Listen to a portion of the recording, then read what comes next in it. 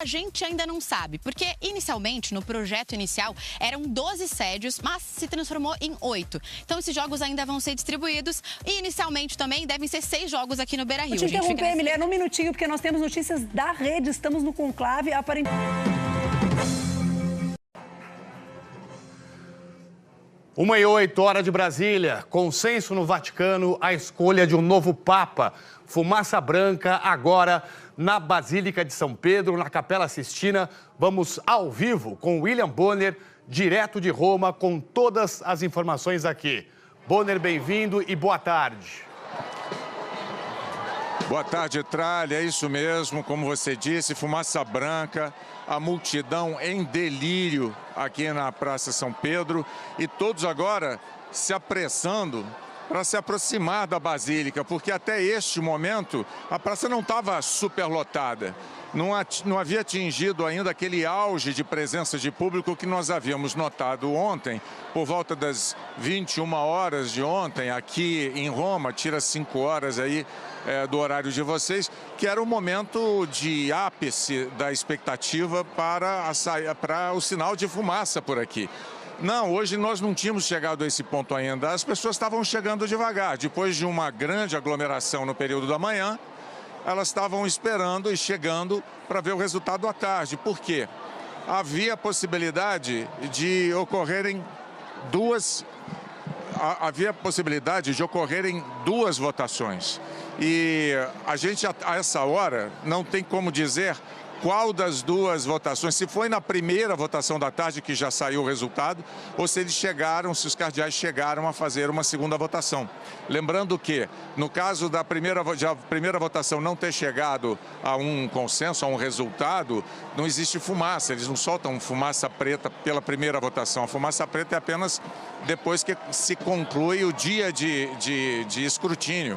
Então a gente não sabe se o resultado saiu pela votação primeira ou segunda da tarde. O que nós temos agora também é o som dos sinos. Então, é o sinal final da eleição, é o sinal final da escolha do sucessor de Francisco.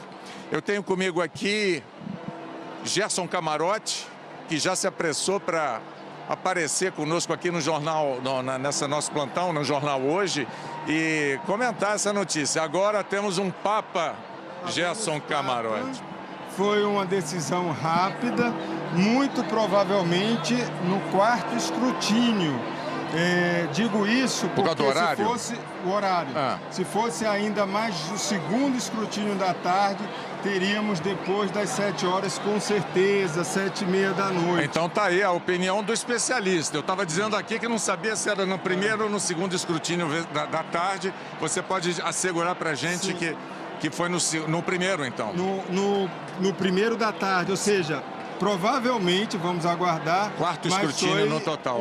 Foi uma eleição de um Papa em 4 escrutínios, como foi do Papa Ratzinger, o Papa Bento XVI, em 2005. Lembrando que ontem houve o primeiro escrutínio, ontem à tarde, hoje de manhã 2, totalizando 3, e aí você está dizendo, no quarto escrutínio, o primeiro da tarde ele estaria eleito. Então foi um consenso rápido criado. Os cardeais, muito importante, eu estava conversando agora há pouco, com o cardeal Dom Raimundo Damasceno Assis, arcebispo emérito de Aparecida e decano dos cardeais brasileiros.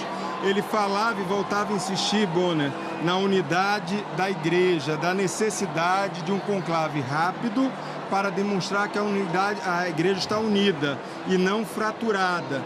Isso é muito importante. E esse futuro Papa, que já foi escolhido e a gente não sabe, vai trazer certamente essa mensagem de unidade e de conciliação da igreja.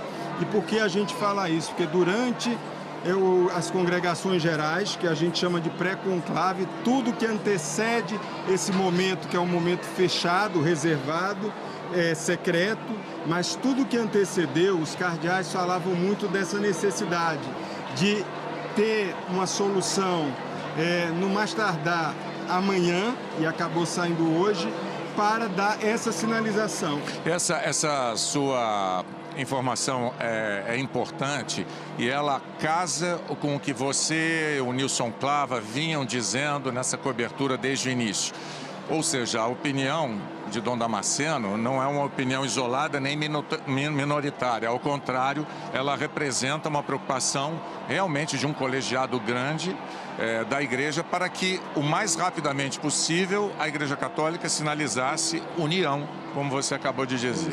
E hoje de manhã, o decano do Colégio de Cardeais, Giovanni Battista Re, que é um cardeal italiano, já foi prefeito da Congregação dos Bispos e que presidiu o pré-conclave, a última missa antes do conclave, falava que hoje sairia fumaça branca. Aquilo me chamou muita atenção, porque já sinalizava que ele sabia mais do que estava acontecendo e das articulações do que ele estava verbalizando. E ontem, uma dica, Bonner. O cardeal Re, ele abraçou Parolin. É isso que eu ia pedir para você explicar. Felicitou, não foi? Felicitou. Ele falou auguri, em italiano. Ou seja, felicitando o cardeal Pietro Parolin. E muita gente achou isso dúbio, mas a gente tem que esperar.